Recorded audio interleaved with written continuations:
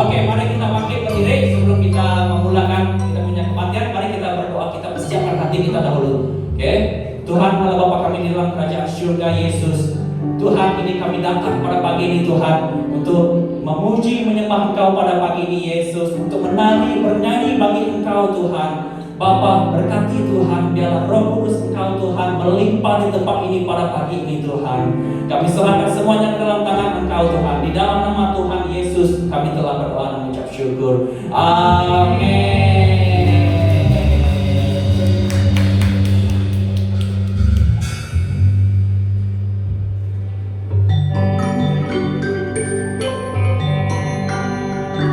Dengan gendang ku puji dengan kecapi.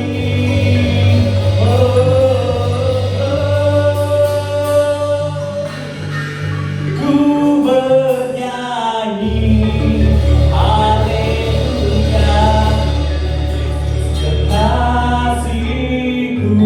Sekali lagi kita naikkan, sekali lagi kita naikkan.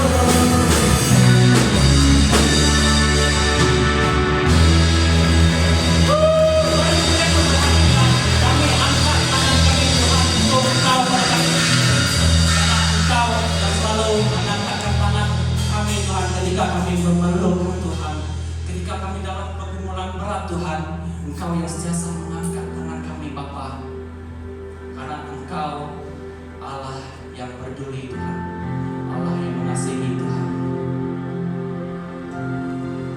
Mari kita berdiam diri di hadapan Tuhan pada pagi ini. Kita tundukkan kepala kita, kita pejamkan mata kita. Mari kita rasakan Roh Kudus yang hadir mengalir tempat ini pada pagi ini. Saya pasti Tuhan ada bersama kita pada pagi ini.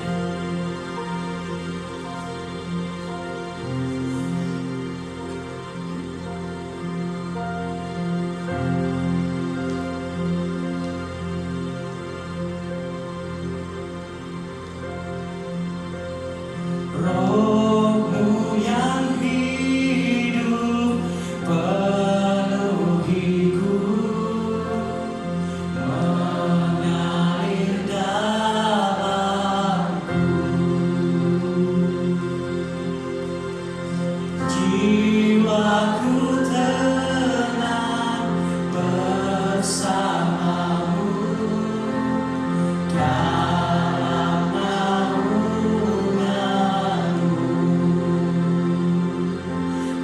Buka hati untuk jamahanmu, berserah penuh di hadiratmu. Kau ambil alih seluruh hidupku, di altarmu menyembahmu.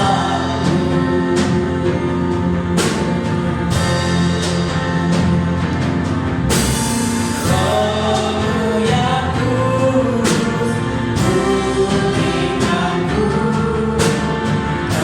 Engkaulah damaiku.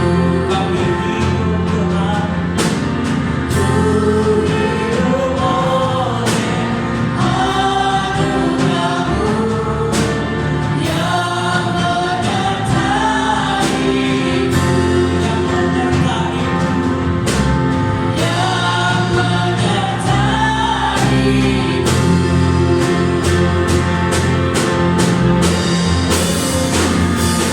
Buka hati untuk jamahanmu, berserah penuh di hadiratmu.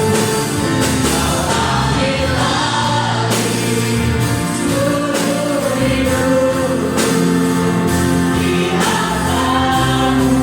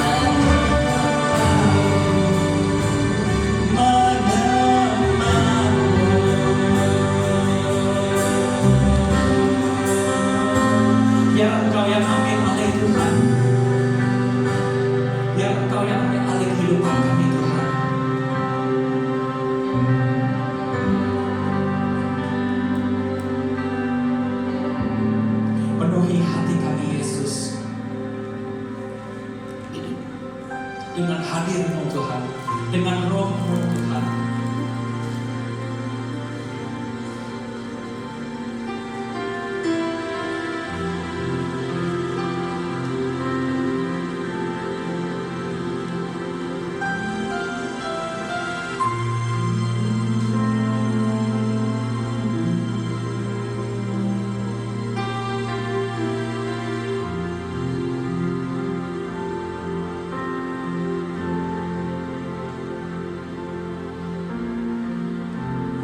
Penuhi hatiku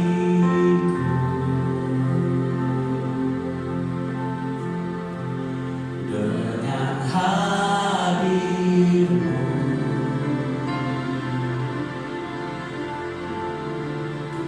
Ku rindu memandang wajah-Mu, oh Tuhan, di dalam kekudusan-Mu. Bawaku dekat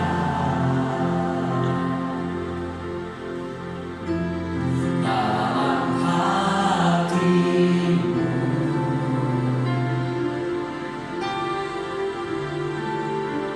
Ku rindu mendengar suara-Mu, oh Tuhan, di tempat kudus-Mu sekarang.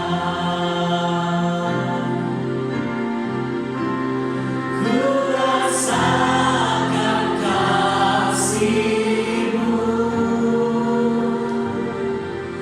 dan indahnya kekudusan-Mu. Penuhi dengan kasih-Mu, diam di hadirat-Mu.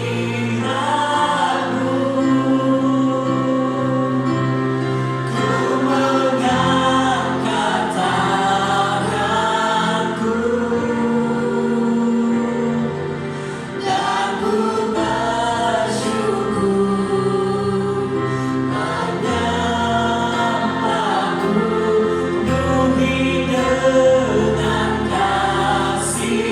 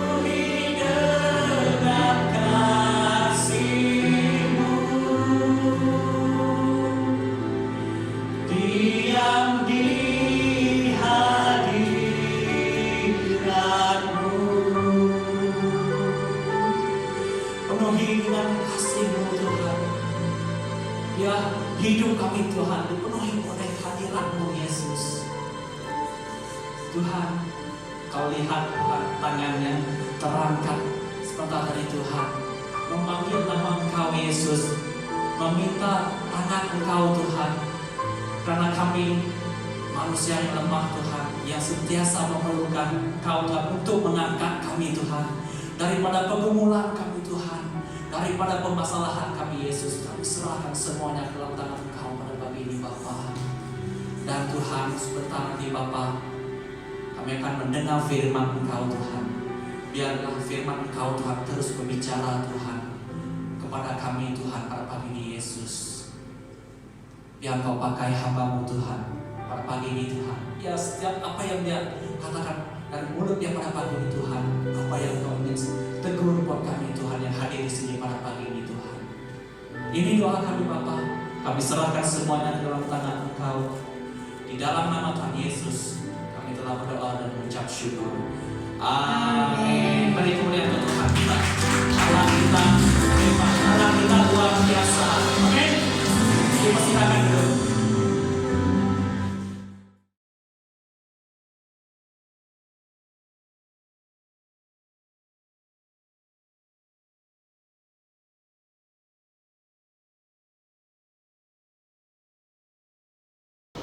Shalom dan selamat pagi. Shalom. Ya, haleluya. Banyak macam-macam berlaku kan tahun ini. Ya, ada gembira, ada berita yang gembira, ada berita yang kurang gembira. Ya, ada berita yang membuat kita tidak tidur. Ya, ada macam-macam. Tapi ada beberapa perkara yang kita ingin puji Tuhan untuk tahun ini. Walaupun kita dalam orang kata tu PKP, tapi puji Tuhan kita tahun ini kita ada bersama-sama kita Pastor Ikil. Itu berita baik kan? Amen. Ya, amen. Berita baik yang kedua, kita ada pembaptisan. Ini kali yang pertama. Kita ada 17 orang. Ya. Biasanya kita cuma ada paling banyak 12 orang. Tapi tahun ini, walaupun dalam keadaan begini, ramai juga mau dibaptis. Ramai lagi mau dibaptis, tapi kerana masa itu tidak mengizinkan mereka untuk membaptis. Okay? Dan gembira untuk dikatakan walaupun banyak halangan untuk kita dibaptis, tapi saya percaya hari ini kita akan dibaptis karena kita sudah bersama-sama dengan Guru Iban. Kita sudah melawat tempat itu, Sungai Lopo. Kita pergi bukan yang tempat sama, Sungai Congkak, kita pergi Sungai Lopo. Dan di situ kami sudah sewa 6 pondok, sudah sewa. Jadi jangan takut tiada tempat dah. Kita sudah sewa. Dan pembaptisan itu depan saja airnya. Dan hari ini kita bersama-sama, bukan saja itu kita akan barbecue dan makan bersama-sama dan lihat. Beri kemuliaan kepada Tuhan, ya. Okey. Berita yang lagi gembirakan lagi ya, perkahwinan itu ya. Jadi walaupun COVID, tetap kahwin lah, ya. So 10 hari bulan Oktober kami sangat bersyukur, walaupun ada banyak kesulitan, kesusahan, tetapi mereka tetap mau kahwin dan itu bagus, okey. Walaupun sekelilingnya tidak mengizinkan, takkan kita COVID kita nanti 2 tahun begitu, takkan nak postpone. Kerana mengikut WHO, World Health Organization, ini COVID akan mengambil masa 2 tahun tau. Walaupun ada punya vaksin apa, tapi vaksin itu bukan semua akan dapat kerana banyak mahal itu berjuta-juta. Untuk seluruh rakyat Malaysia, saya tidak tahu berapa dia akan charge, tapi banyak perkara. Macam walaupun Malaysia dalam keadaan yang baiklah sebelum ini, tapi negara kita Filipina, Indonesia dan juga India dan semua sangat-sangat teruk keadaannya. Sebab itu kita tidak boleh keluar. Kalau kita keluar atau mereka masuk, ada masalah besar. Baru-baru ini saja di Sabah baru balik saja. Sebelum ada pilihan raya apa mereka balik, sudah 9 orang dan balik itu sudah bawa itu positif lah. Jadi kita punya pengaruh kesihatan sudah mengatakan bahwa siapa-siapa balik mulai hari ini akan di swab dan juga akan dipakai apa color dia itu pink Okey. Mereka akan pakai pink. Mereka tidak dibenarkan keluar 2 minggu. Kalau kamu tengok siapa ada pink, nampak mereka keluar, kamu kena suruh mereka balik rumah. Ya, itu tanggung jawab kita. Kalau kamu tengok siapa-siapa ada pink jalan sana jalan sini, kamu kena suruh dia balik. Dia harus balik. Okey, 2 minggu ya. Sebelum lagi mereka ada swab test lagi. Kerana ini berbahaya. Tempat kita ini kalau ada 40 orang, kita terus nanti macam kota setara di Kedah, dia akan tutup Jadi kita akan tanggung jawab kita. Kamu jaga kesihatan. Saya tengok semua sudah lalai ya. Pergi mana-mana di tempat-tempat ni dia sudah lalai. Dia tak ambil temperature, dia tidak lagi kedai pun ramai-ramai makan. Bahaya. Itu sebab saya dengar Kementerian Kesihatan mengatakan kita sudah lalai. Sebab itu makin lama makin banyak. Pasal kita sangat dekat-dekat. Masih suka lagi cium tangan, masih lagi macam-macam kan. Dan itu berbahaya. Jangan kamu lalai. Saya harap kita semua ambil perhatian. Ini sangat penting ya. Okey. Hari ini kita akan bersama-sama lihat bagaimana kita harus bersihkan di dalam dulu. Matius 23 ayat 25-26 kerana kita sentiasa mementingkan kelihatan di luar, di outlook. Yang di luar itu kita jaga, tetapi di dalam kita tidak jaga. Kesihatan pun begitu. Kita jaga kita punya kulit, macam-macam kita buat kan. Kita perlu jaga kulit, jaga apa, tapi kita tidak jaga dalam. Yang dalam itu makan yang orang kata yang cukup. Orang kata cukup, bukan makan cukup yang cukup itu, tapi balance orang kata, seimbang. Ada protein, yang mesti makan lemak mesti ada, karbohidrat mesti ada, tapi tidak keterlaluan, mesti sederhana. Tapi kita tidak peduli tentang makanan. Kita tak peduli tentang minum air. Kita tak peduli semua itu. Kita hantam saja kalau nak cakap kita hantam saja. Kita suka kita makan banyak. Itu di dalam, itu akan merosakkan. Dan saya semalam jumpa dengan Pastor Palen. Dia walaupun sudah 50 tahun tapi dia dengan iparnya Pastor Sam, mereka sangat fit, mereka cycle, mereka betul-betul exercise. Dia beritahu kepada saya mau semua pastor jaga dalaman kesihatan, bukan saja rohani tetapi fizikal. Pastor kurang pergi exercise. Betul. Kamu tengok pastor bukan capailah six pack kan, tapi betul-betul tidak jaga kesihatan. Kalau kamu tengok pastor macam-macam, dia orang memang tidak jaga kesihatan. Jadi hari ini kita lihat bagaimana kita harus lihat di dalam, okey, dan penting. Luar itu penting tapi lagi penting yang di dalam. Okey, mari kita baca Matius bab 23 ayat 25 versi Borneo. Mari kita baca bersama 1, 2, 3. Malamlah kamu ahli Taurat dan orang Farisi, kamu munafik. Kamu membersihkan bahagian luar cawan dan pinggang, sedangkan bahagian dalamnya penuh dengan hasil kekerasan dan keraguanmu. Ayat 26. Hai orang Farisi yang buta hati, bersihkan bahagian dalam cawan itu, bahagian luarnya akan bersih juga. Ini adalah teguran keras. Ya, teguran keras, kritikan kepada Farisi dan ahli Taurat. Mengapa firman ini mengatakan sangat keras tentang mereka ini, ya? Panggilkan mereka bodoh, panggilkan mereka hati buta. Kalau kamu baca lagi ular, ya macam-macam dipanggil keras sekali. Okey, orang Farisi dan juga ahli Taurat. Okey, orang Farisi ini Mereka suka bila ramai-ramai berdebat. Dia menaksirkan hukum itu dan macam-macam. Mereka berdebat dan ada pandangan yang berlainan. Selalu mereka hari-hari mereka berdebat. Jadi kita nak lihat orang Farisi ni dengan orang ahli Taurat. Ahli Taurat dia adalah guru. Dia jaga semua dia punya hukum, dia mengajar.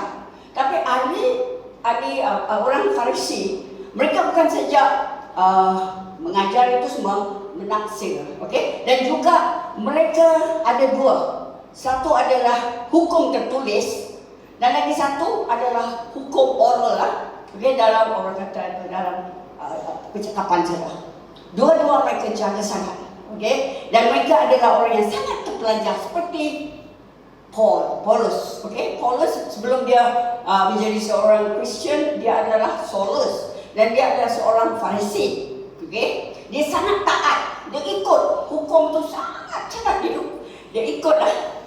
Pendidikan keagamaan dia sangat-sangat loro, orang kata tu. Memang mereka sangat betul-betul belajar. Kalau ada 600 peraturan, mereka ikut itu semua peraturan. Semua akan dia pastikan semua orang ikut. Kalau tidak kena hukum, kena penjara atau kena sebat, okey? Jadi inilah kerja Saulus sebelum dia menjadi Kristian. Dia menangkap orang Kristian, hukum mereka, malahan kadang-kadang mereka dibunuh. Okey, kita lihat Kisah Para Rasul bab 22 ayat 3 mengatakan, ini apa yang Paulus mengatakan. Aku ini orang Yahudi, dilahir di Tarsus di tanah Kilikia, tetapi dibesarkan di kota ini, Yerusalem, dan berguru kepada Gamaliel. Okey, kalau kamu pergi lihat Gamaliel ni, dia adalah seorang yang sangat terkenal, masyhur. Dia adalah guru, dia adalah rabbi, bahasa Malaysia kata rabi. Dia adalah rabbi, bahasa Inggeris kita kata rabbi. Okay?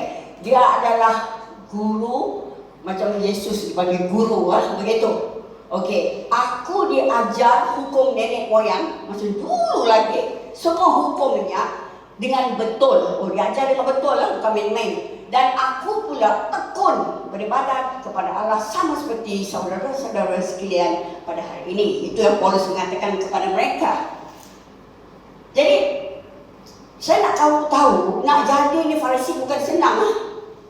Ini macam terpilih. Okey, ini sangat terpilih. Sejak dia umur 5 tahun, dia sudah dibiasakan untuk baca kitab suci yang mereka panggil Torah, the first 5 book. Buku 5 kan, perjanjian lama yang pertama itu yang Musa dan sebagainya. Musa menuliskan itu. Pada usia 10 tahun, dia dibesar untuk mempelajari Mianah, itu tentang hukum Taurat. Okey, dan juga sejarah, okey, sejarah mereka, ada istiadat mereka dan bahasa bangsanya iaitu Yahudi. Tidak senang saya bagi tahu kamu, saya belajar Yahudi, pening bahasa jangan kamu. Sukar sekali. Sangat-sangat sukar. Jadi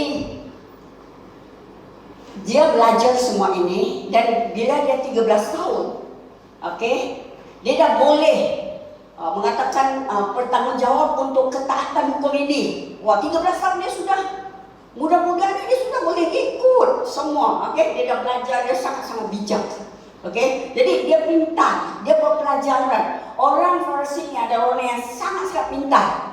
Orang kata elit, okey, grup yang betul-betul sangat-sangat dibawa oleh mereka, memang bijak sekali. Okey, dan dia semua yang dia ada ini, dia juga mengatakan bila dia bertemu dengan Yesus, semua ini memang hanya orang kata berpelajaran di luaran nampak sangat elok, tapi di dalam saya adalah macam cacing. Kan dia beritahu saya macam cacing, saya paling yang berdosa. Itu yang Paulus mengatakan. Jadi hari ini saya mau kita lihat, walaupun kita itu Farisi, banyak orang Kristian adalah ahli Taurat dan juga Farisi. Mereka belajar, mereka tahu semua, mereka hafal semua, mereka tahu di sini. tapi di dalam mereka tak lakukannya.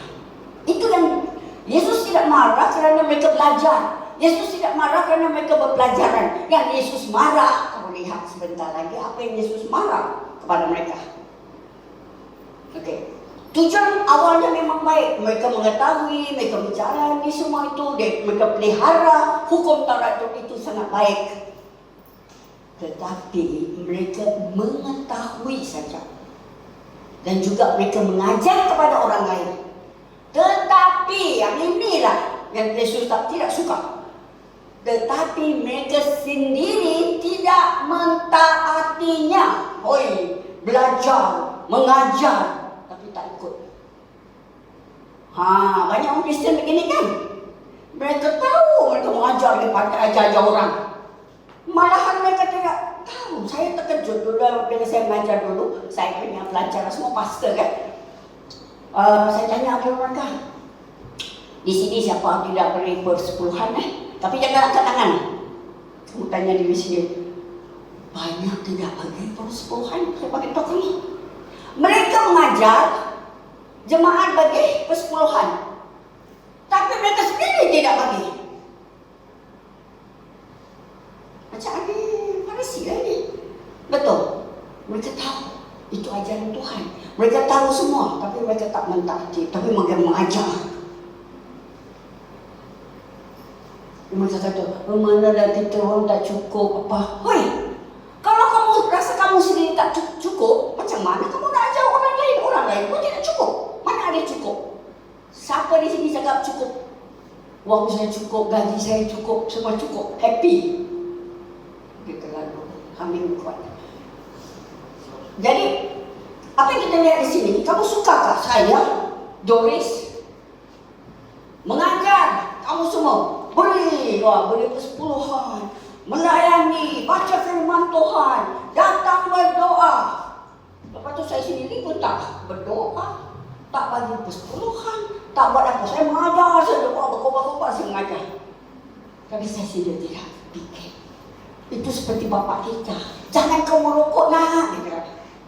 Tapi dia sendiri yang 2 kotak dia merokok. Itu ahli Taurat. Orang Farisi. Kita periksa diri sendiri. Adakah kita seperti itu? Kita tahu di sini, tapi kita tidak lakukan. Ini yang Tuhan Yesus tidak marah. Kalau kamu belajar, kamu pandai, kamu itu, dia tidak marah tentang hukum-hukum ini. Itu baik, dipelihara. Tetapi kalau tidak taatinya, itu yang dia panggil bodoh. Dia kata, hati kamu buta. Ini ada mata pun buta. Kamu faham? Itu yang Tuhan Yesus sangat marah. Mereka ni tadi saya kata mereka semua mesti bayar ini, cukai mesti bayar ni, mesti bayar. Tetapi semua yang mereka buat itu adalah tidak adil. Ada yang kawan-kawan baik, dia tak payah bayar. Ada yang ingat kau kena bayar, kalau tidak masuk penjara begitu. Jadi tidak adil. Jadi apa yang kita lihat di sini, kalau kita ayat 25 tadi kita baca, Tuhan Yesus mengibaratkan seperti cawan dan pinggan yang orang kata di luar itu cuci bersih-bersih, tapi yang di dalam itu kotor. Kalau di luar bersih, kilat, dalam kotor, kamu rasa kamu minum itu berkuman ke tak berkuman? Luar cantik itu cawan, dalam kotor, tak bersih, tak basuh bersih. Saya beritahu kamu satu cerita. Masa saya di satu tempat, saya tak mau sebutlah tu, nanti pula. Saya ada di satu tempat, saya diberi minuman jadi saya minum. Kawan-kawan saya semua lain macam, orang tidak minum, orang tuang, ada lubang di tempat tu, yang tuang buang. Saya kan jenis yang orang saya minum pelik juga. Kawan saya dulu taruh Milo dengan Ajinomoto, orang lain gitu kan. Kan saya baik sopan, macam mana pun saya rasa dia teruk, saya diam saja. Tengah saya pelik juga dia Milo ni. Saya begitulah. Jadi saya diam, saya minum, saya habiskan. Saya diam saja. Lepas tu naik van pulang, kita rasa tadi minuman tadi itu lain aja. Apa lain? Saya tanya apa yang lain? Bukan kasih air macam ni ke apa? Bukan. Ada tepi tu ada sabun. Kamu tu dulu kan pakai sabun yang buku-buku kan, sabun tu yang warna coklat tu yang belah-belah tu. Sabun yang beli panjang nanti kita belah-belah. Dia cuci dengan sabun itu, tapi sabun itu terlekat di dalamnya. Terlekat di dalamnya. Bila dia masak air, dia kasi orang minum. Jadi sabun-sabun sikit lah tu. Kamu faham? Luar kan deh, dalam itu ada sabun lagi. Tak bersih lah maksudnya. Saya tak iyakah? Padahal saya rasa pelik, tapi saya kan jenis kalau orang kasih saya minum masih diam ya, saya tak cakap apa-apa. Tapi saya sedang dalam hati saya tengah fikir, ada fikiran saya tengah fikir. Ya pasal airnya lain dan kamu saya ini lain. Saya begitu. Jadi itu yang maksud saya. Kalau kamu bersihkan semua itu, tapi dalam kamu tidak bersih, ada kata bersih dan kotor. Kotor kan? Betul? Beginilah. Kalau kamu tengok ni, wah dah boleh. Kat luar tu kilat, cantik. Tapi kalau dalam itu tidak bersih dengan betul-betul, banyak sabun tapi kamu sekali dia cuci air, sabun banyak bersabun berbih, kamu rasa bersih ke tak bersih? Walaupun itu banyak sabun. Dah bersih kalau kamu tidak cuci dengan teliti. Ya, di dalamnya kotor. Maksudnya memang kotor. Itu Yesus kata kalau di dalam kamu itu kotor, memang kotor. Kalau dalam kamu itu bersih, itu bersih. Okay? Yang terpenting bukan kita beri persembahan, kamu tahu, tetapi hati kita yang memberi itu, dan juga adakah kita laku itu dengan cara orang kata itu jujur, tidak ada agenda lain, tidak mau tunjuk orang. Depan-depan orang saya bagi, tunjuk lah. Dan kadang-kadang orang bagi itu dia tulis sana, mak saya donate 1,000. Wah besarnya dia punya cek itu kan. Kamu tengok dah selalu 1,000 donate, wah cek, 3,000 donate cek. Ada orang bagi banyak pun dia tidak cakap apa-apa. Hati dia benar-benar tulus, dia tidak kata. Jadi tulis nama kan, wah tulis nama besar-besar dengan cek itu. Ambil apa orang kata, panggil press. Jadi apa persembahan kita kepada Tuhan itu semata-mata untuk bersyukur, berterima kasih kerana dia menyelamatkan kita, dan kita berterima kasih kepada dia kerana berkat-berkat kelimpahan yang dia kurniakan kita. Itu yang kita berterima kasih. Bukan apa yang kita ada itu kita sombong. Kita sangat sombong. Ada orang dia bila sudah kaya, lain macam kan, mungkin kamu kenal macam tu. Ada orang dulu baik dengan wah, sekarang sudah ada kereta besar, sekarang sudah ada kerja, orang kata kerja maju lah, dia punya bisnes, perniagaan sangat maju, dia sombong. Pandang kamu pun tidak. Ada juga orang dia macam datang, kalau saya datang gereja, apa tak datang gereja pak depan. Saya tengok kereta baru yo. Itu sekali saya nampak dia untuk tunjuk itu kereta. Lepas tu saya tak tengok lagi. Itu bukan Tuhan inginkan. Dia tidak mau kita sombong. Dia tidak mau kita macam mana pun kita kaya, macam mana pun kamu berpelajaran, kamu ada berapa doktorat kah, hidup kamu mesti sederhana dan juga sangat-sangat ramah, rendah hati. Itu yang sukar itu. Kalau kita dah kaya lain macam tu tu. Kalau kaya kita jalan pun lain macam. Betul. Lain macam kita. Kita makan order banyak, padahal kita pun tak makan banyak. Kita order banyak-banyak. Lepas tu kan kita ada duit mah, saya boleh bayar. Itu yang begitulah yang Tuhan Yesus sangat tidak suka. Sebab itu dinyatakan. Bukan pasal apa tu yang diorang buat ini, diorang belajar ni, dan mengapa dia kata kepada ahli Taurat dan juga Farisi. Okey. Lukas 18 ayat 11, kita tahu Farisi itu berdiri di situ berdoa. Okey, dia berdoa depan-depan semua orang.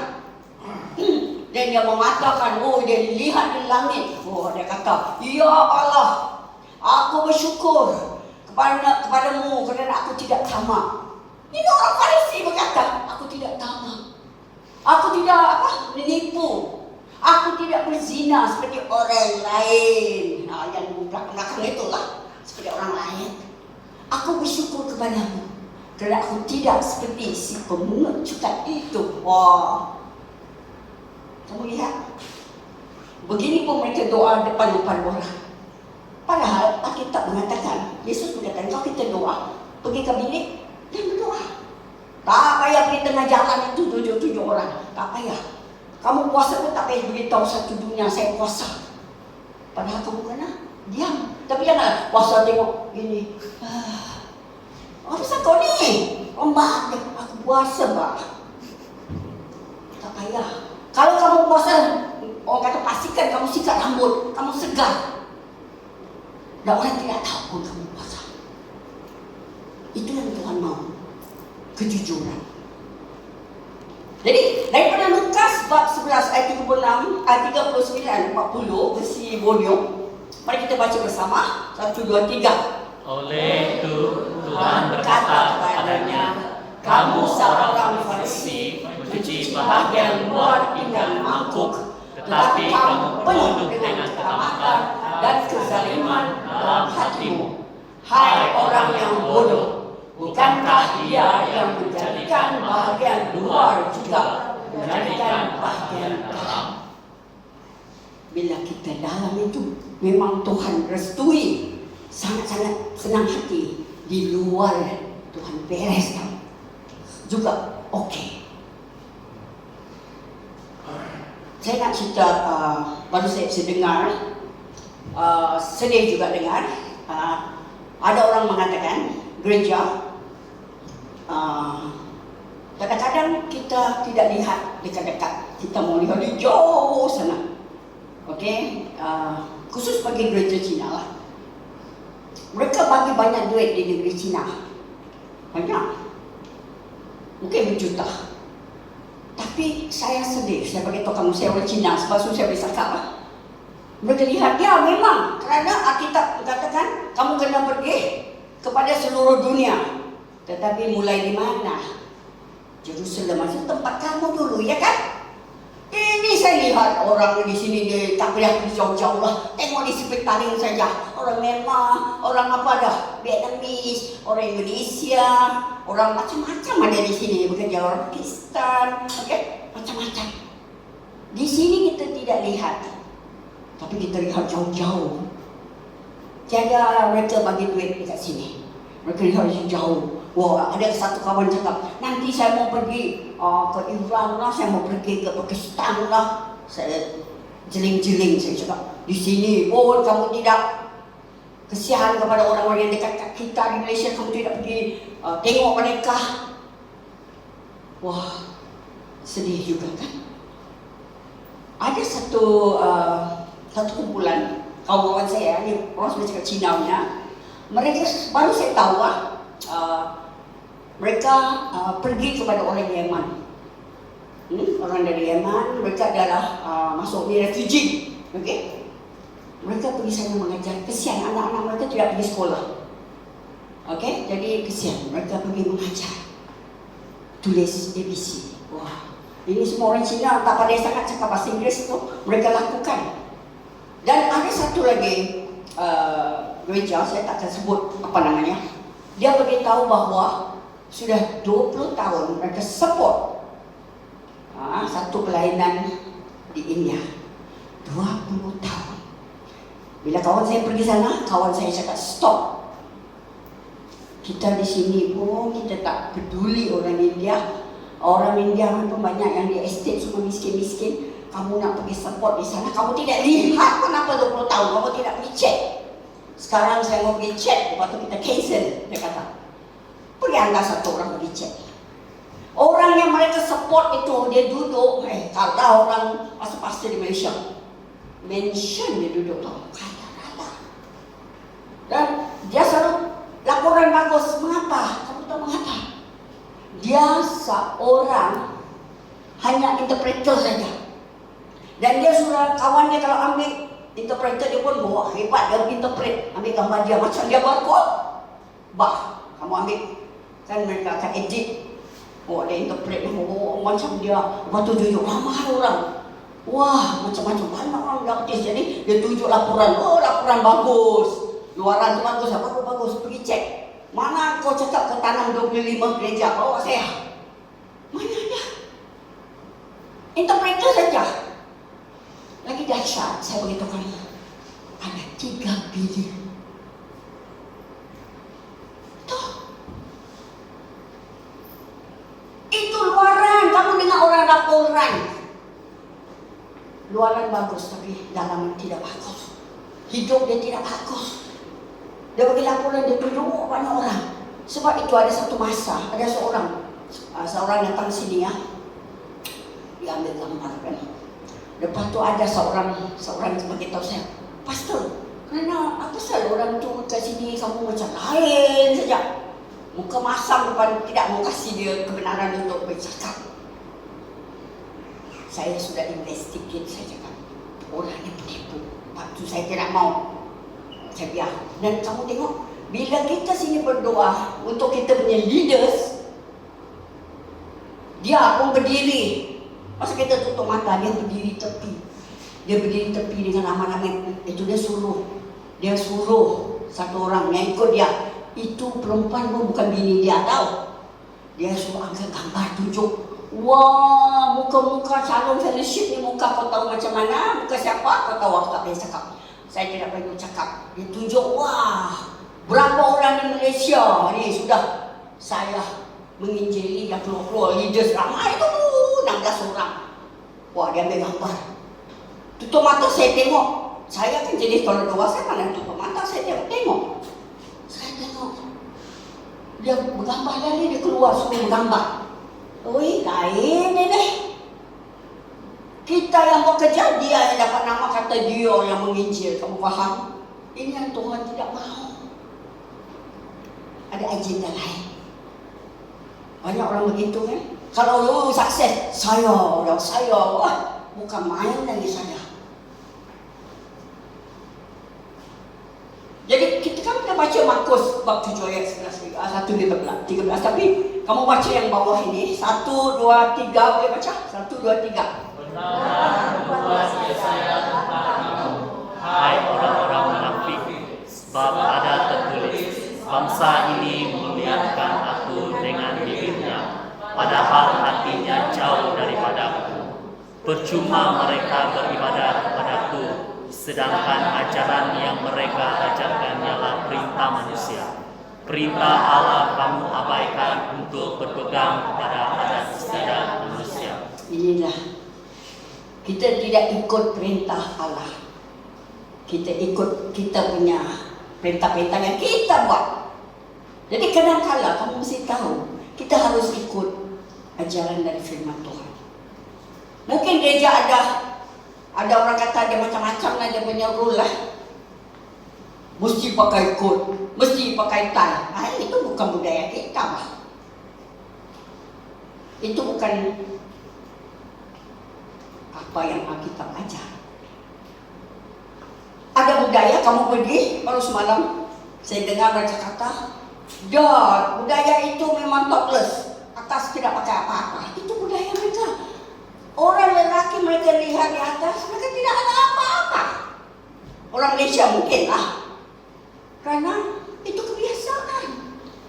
Orang sana, khususnya di kita orang Nepal, kalau dia lihat, memang kasih orang kata kasih anak breast, kasih anak minum susu, itu tidak apa-apa.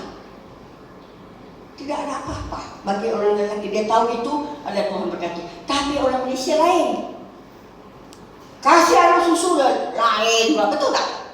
Penuh tutup, kenapa? Ya, jadi itu budaya lain. Tapi yang luaran itu tidak seperti dalam. Sebab itu ada budaya pakai seluar pendek berdosa. Atas ini kalau topless dia tidak berdosa, kamu tahu? Betul. Saya pernah pergi Sabah. Saya pakai short. Semua orang pandang saya macam, sudah berdosa besar ni.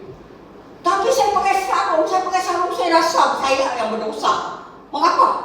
Oh, dia selalu putihnya. Kamu tahu putih mana? Saya tak pernah apa deh.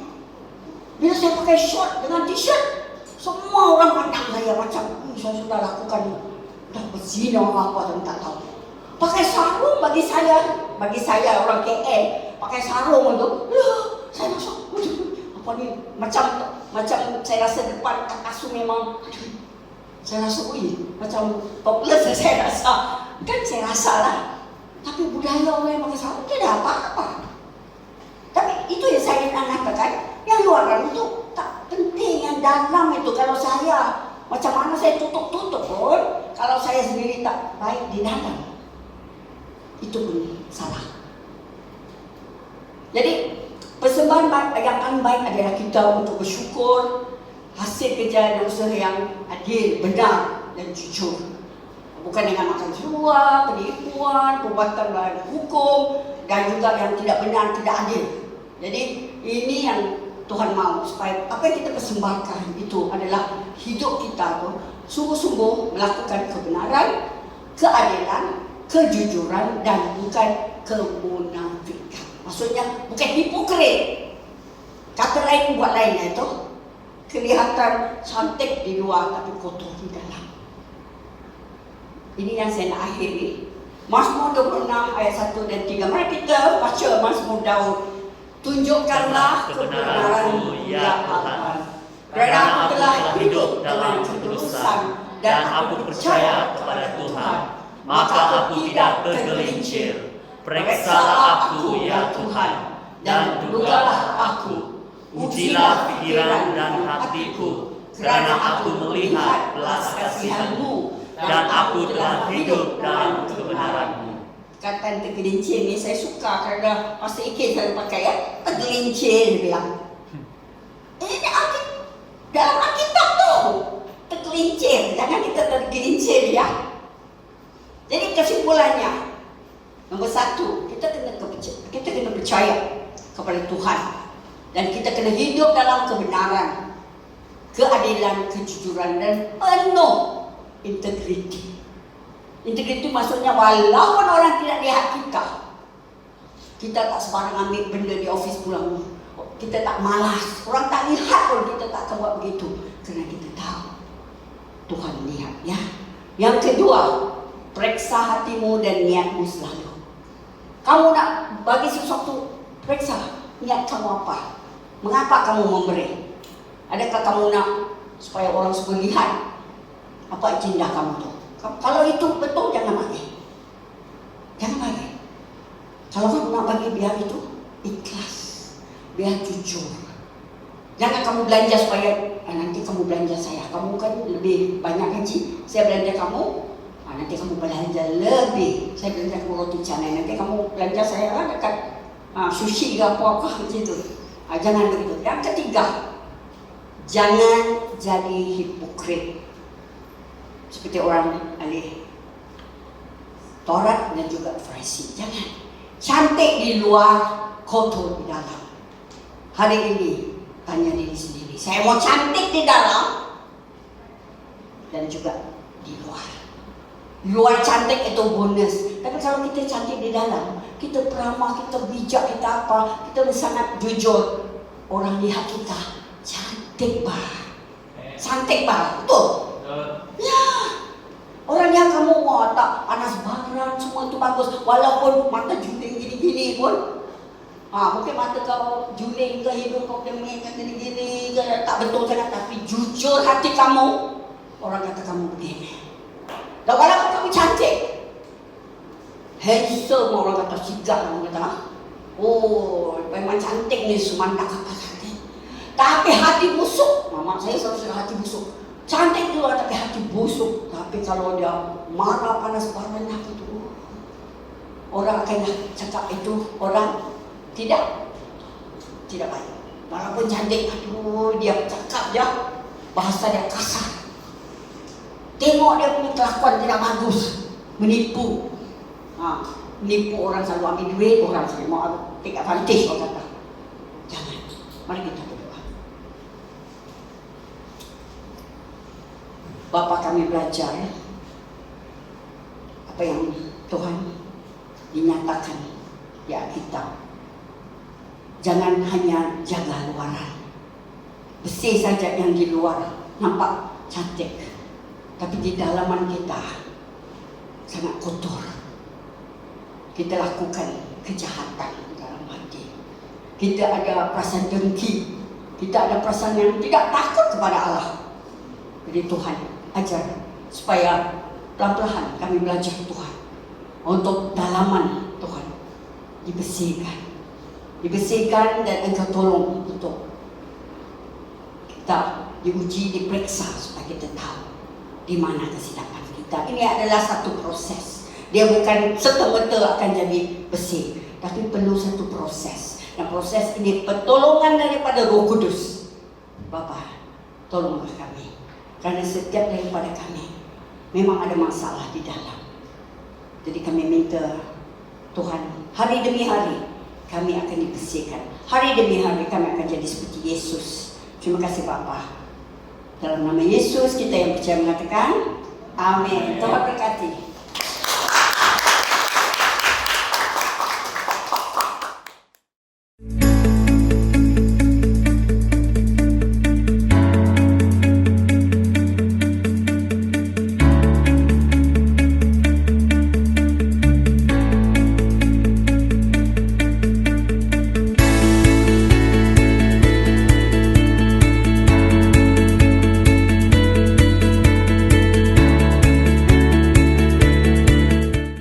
Hi, my name is Pastor Louis. Thank you for participating in the 40 days of prayer and fasts.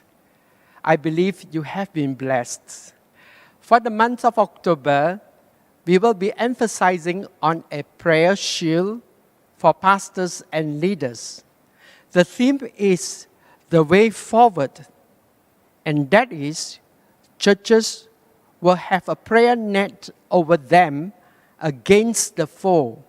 Let them hear the voice of God, and let them see, by seeing the hands of God working, it overcomes darkness. We are encouraging you and your family and your church to pray for your pastors and leaders. They serve tirelessly and sacrificially in ministries. They are also a vulnerable target for Satan to scheme against them. Therefore, may I ask of you and your church for a commitment to pray for your pastors and leaders. They need your prayer and encouragement. There shall be a weekly devotion and prayer available for you via the NECF Facebook, emails, and chat groups. Besides your prayer, why not go and appreciate them by doing one or more of the following? Write a short thank you note to encourage them. Affirm your pastors that the church loves them. Inform them that the church is praying for them and their families. Finally, why not give them a surprise by taking them out for a treat? Remember, the prayer shield will be starting from October the 1st to the 31st. And also, pray for them during the Sunday service, in the home cell, or even in the adult or youth ministry and the children ministry. Thank you, and God bless you.